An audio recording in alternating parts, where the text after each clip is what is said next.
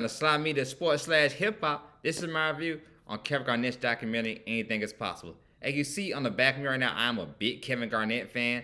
I remember him back in his Minnesota days, him when he got to Boston. I remember it was yesterday when he won his first championship in Boston with the Celtics. And then he went on to Brooklyn. And then he went on later on in the years. He came back to Minnesota, finished off his career where he loved because he loved Minnesota so much. But wow, this documentary is very, very good. Like, when people think about Kevin Garnett was the first stretch big man. That first guy that can shoot, dribble, pass, and do all that. He was like the first, stretch big man. People think about look at something like a Joker who just won. Nikola Jokic played for Denver Nuggets, who just won his MVP last year. He's just like that. A guy like a Kevin Garnett can pass the ball and shoot and do everything as well. Just also Draymond Green as well, 3-time champion with the Golden State Warriors. Another guy who can dribble, shoot, and pass. I mean, Draymond Green getting his jumper a little bit better now. It wasn't as good as it is now when he first came into the league, but another guy that can dribble, pass, and shoot the ball. So they all come from that Kevin Garnett tree. I should say they all come off of that limb. Like they're just like him. Right? They can do everything: dribble, pass, shoot, all that. So when you see him, it's like so when you see all them, think of Kevin Garnett when you see them. Also, Kevin Garnett was the first basketball player in 20 years to get drafted out of high school. He came out in '95, pretty much was a year right before the Ray Allen, Kobe Bryant, which came out all of them that came out that phenomenal '96 draft class. That to me is still the best draft class ever. Always people talk about the '03 draft class because LeBron James and Carmelo Anthony and all of them, but '96 had Kobe Bryant, Stephon Marbury, Ray Allen, Antoine Walker, if y'all remember him. Kerry Kittles, y'all remember him. They weren't Antoine Walker, Kerry Kittles weren't Hall of Fame players, but they were good role players, excellent role players. Antoine Walker was NBA champion with the Miami Heat, responsible for Dwayne Wade getting his first ring ever, and responsible for Shaq getting his fourth ring, his first ring when he did without Kobe.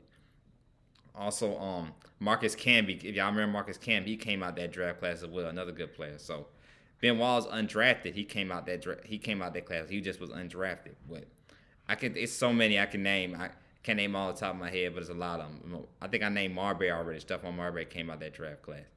But that draft class was the best one. But Kevin Garnett popped it off and started that whole thing. He even talked about in documentary he first met a young Kobe Bryant. Kobe Bryant was so eager and young to learn then, to learn about the NBA and all that. Even at that age, he wanted to learn about the draft class and how it was. So, learn about draft, but learn about the NBA and how it was, even at that age. So he talks about it a lot. Also, as well, I know Kevin Garnett was originally from South Carolina. That's where he was born and he ended up moving to Chicago later on during his high school years to play NBA, play to get set up for the NBA because he was just a good basketball player and he got in trouble in a real big situation at the school. That's why he ended up having to go to Chicago and play. And him and that coach developed a real close relation. But close is a close relation they still have to this day. That same head coach was there the night he won his first championship in Boston. So wow, so that makes what I'm saying. So that makes it all worthwhile to learn all this stuff about him. So I'm shocked with a lot of stuff. Like I said, I like Kevin Garnett, but Kevin Garnett's never been a guy. He's been to me. He's like one of the original old school basketball players. He's low key, does his own thing. Last thing I saw Kevin Garnett do, I think, when he was in that movie with Adam Sandler. I forgot the name of it. Y'all had me in the comments. Y'all remember that movie, but it definitely was a good movie. It came out like I think 2 years ago. Definitely a phenomenal movie with that had Kevin Garnett in it, but it was him and Adam Sandler. Kevin Garnett actually did a good acting job as well. I want to say it's like a Hall of Fame acting thing, but he did a good job in that role as well as playing himself in that movie. Well, that's the last thing I saw Kevin Garnett in. But wow, Kevin Garnett, like to me, like I said, he's old school guy, talk trash, going to paint, scoring you. That was a phenomenal, definitely a phenomenal basketball player. Hall of Fame, of course, everybody know Hall of Fame worthy and all that. And I know him and Paul Pierce went, known each other, been close with each other since high school days. So they just never ended up on the same team or anything like that till later on in life. So when they got on the same team together, that's why it worked so well for that first year because it was just they already had chemistry together, they already had a built relationship and all that. And Ray Allen came in, I know this originally Ray Allen was drafted by Minnesota Timberwolves that same year that they got Stephon Marbury. It was a trade. First, they traded Ray Allen to Milwaukee. The Minnesota Timberwolves traded Ray Allen to Milwaukee for Stephon Marbury because Kevin Garnett was real close with Marbury. I didn't know how much of a close relationship they had either. But I know the whole reason why they traded, Marbury away because Kevin Garnett had got so much big money that they didn't realize they didn't have enough money to pay Stephon Marbury and stuff like that. So they felt like, hey, they had to let Stephon Marbury go. But what that relationship could have been like, if, it could have been like a Jamal Murray and a Joker if Stephon Marbury and Kevin Garnett were able to stay together. I know, like I said, how close they really were. But, most definitely, like, most definitely like that whole thing with Stephon Marbury, that really kind of sealed like how the fate of Minnesota season kind of went. Then the year when they had Sam Cassell and Latrell Sprewell, pretty much Latrell Sprewell's last good year and all that in the NBA. Like when Sam Cassell got hurt and they lost against a prime Kobe and Shaq back in 2004 was that was the year the Lakers lost to Detroit Pistons back in 2004.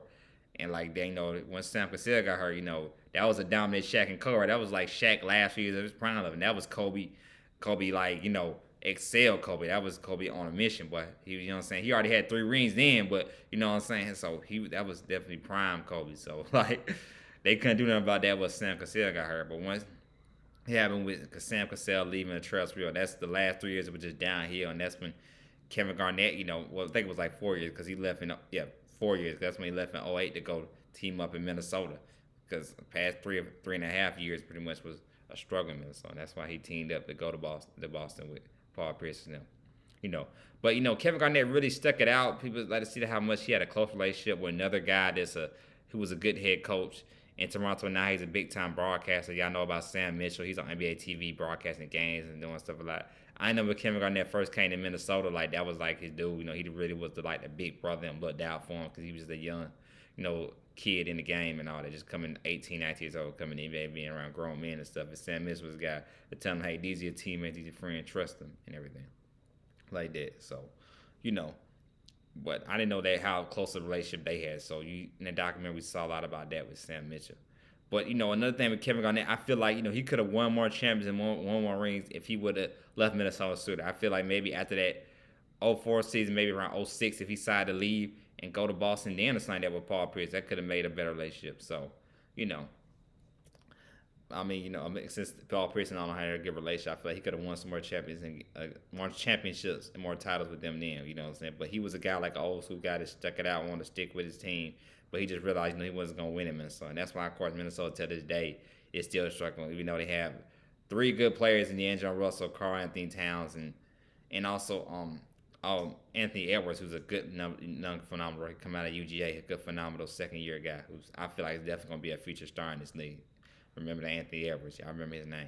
But that's a whole other video talk about the Minnesota's Timberwolves problems. But like them, it's just like he had to get out. He just couldn't win there. I feel like the same thing with Dame in Portland. I feel like Dame might end up leaving Portland down the road. If this season the Portland doesn't do anything, I can really see Dame probably leaving because I feel like Dame definitely got to leave if they want to get a championship. He got to leave Portland.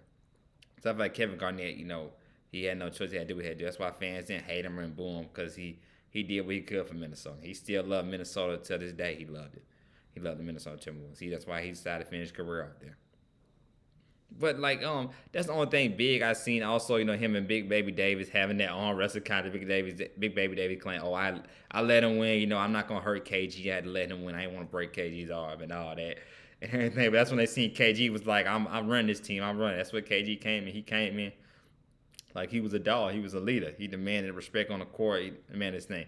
Also, I didn't know how much trash talking Tim Duncan did when he talked about how Tim Duncan's a trash talker. With Tim Duncan, he's doing one-liners and all that and everything. Which is, of course, another guy y'all see right here on the back of my poster board. Pretty much all these guys on the back of my poster board here are all NBA champions except for Allen Iverson. He did go to the NBA Finals that one year, but Allen Iverson, just the way he transcended the culture of the NBA and all that, AI just, he's definitely a star in his own right. That still is one of the most memorable finals when he went up against the Shaq and Kobe team in their prime, with both Shaq and Kobe in their prime. I think Shaq was on maybe his second ring or something like that, second or third ring. It was when they second or third ring during that year when they win it, when they were going against Allen Iverson and them. And AI was able to get one game by himself. He was able to get by one game by himself. That just shows you how good of a player. I think he dropped like 40 something, almost 50 points that game when he was able to, in game 1 when he upset the Lakers at home and all that.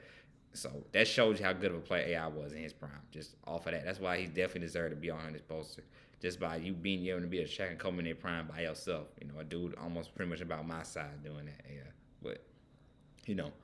But yeah, I didn't know Tim Duncan was trash talk. A lot of people said now he's retired. Tim Duncan was a real trash talker and everything like that back then in the NBA and all that. So, But Tim Duncan definitely Mr. Fundamental, 5 championship rings and all that. Like I said, a lot of people say, if they would have teamed up, maybe the Spurs wouldn't have got on championship. They would have teamed up, sooner. But it is, like I said, it is what it is. Back then it was all about everybody staying with the team that they drafted them and all that, being loyal. So it's different, kind of a little different than what it is right now. But like I said, I can't knock it. Everything happens on read everything new. Everybody, teams up, starts the trends. But Boston, people forget that Boston really was the original super team. Before it was a LeBron James and Dwayne Wade and Chris Bosh in Miami. It was Boston. So remember that. That really kind of was the first kind of more so like super team you might as well say, because those were all three all-star players. Right now you can say maybe these guys are both in their last few years in their primes, KG, Paul Pierce, and Ray Allen. But still, it was like that was original. That was original super team right there, original super team. Because pretty much all three of those guys are Hall of Fame players. So to me, that was original super team. Before what you got now with a superhero Avengers team with Kevin Durant had in Golden State. I don't want to talk about that. I still like Kevin Durant game, a fan of Kevin Durant, but that Avengers team they had. Wow, he just dang okay. I don't know what that was about. All right. Okay. But yeah, like people forget about Kevin Durant. That was a superhero team right there with him, Curry, Klay Thompson, Draymond Green, and all that. That's why I feel like till this day, that's exactly why Kevin Durant got to win championship in Brooklyn and like that. People can always put that little asterisk over his 2 championships in Golden State. Regardless, he won Finals MVP for both of those teams. It's still like, yeah, like you know what I'm saying, like, yeah, he got to win one in Brooklyn, man. Even got Kyrie right now, he got to win one in Brooklyn. That really definitely cement him. I think Kevin Durant is like a top tier status in the NBA if he definitely does that.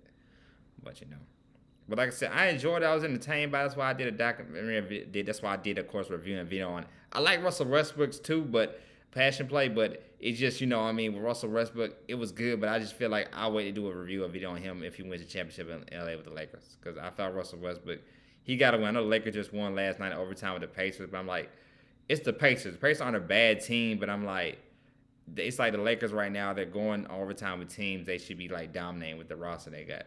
It's the team like Pacers who's like a subpar, like in the bubble type team. Like, you know what I'm saying? They're probably gonna be one of those teams, I should say, fighting for like a bubble spot in the playoffs. They do the bubble thing now, so I'm just like, it's just kind of like, Lakers are struggling right now. So that's why I'm doing a video on Russell Westbrook right now documentary. I want to wait to do it when hopefully I'm still going for the Lakers. I want the Lakers to win a championship. I want LeBron.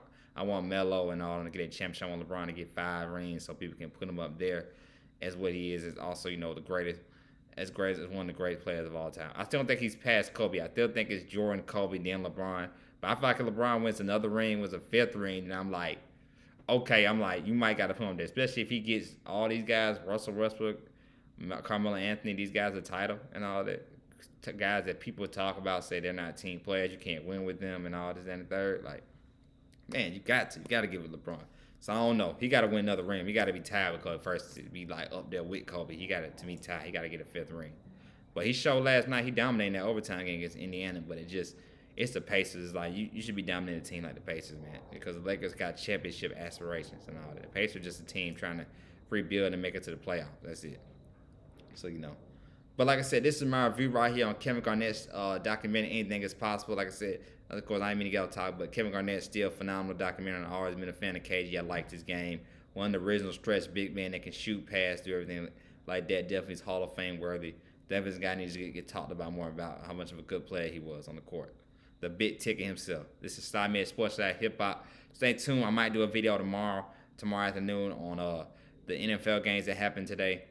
Not really any good ones like that. Detroit, Chicago, that was okay game. I know how it is. But Dallas and Las Vegas are playing right now like it's a close game. I might do a review on that. But check me out, anything sports and hip hop. I'm gonna keep on doing reviews and talking about that or anybody that album come out. I think Ross got the album to come out next month. Definitely gonna review on that. But y'all check me out at Sly Media Sports Hip Hop. Have a happy Thanksgiving, everyone out there. Y'all be blessed, be safe, no matter where you're at, what country, what station. Happy Thanksgiving to all. So this is Sly Media Sports. I'm out.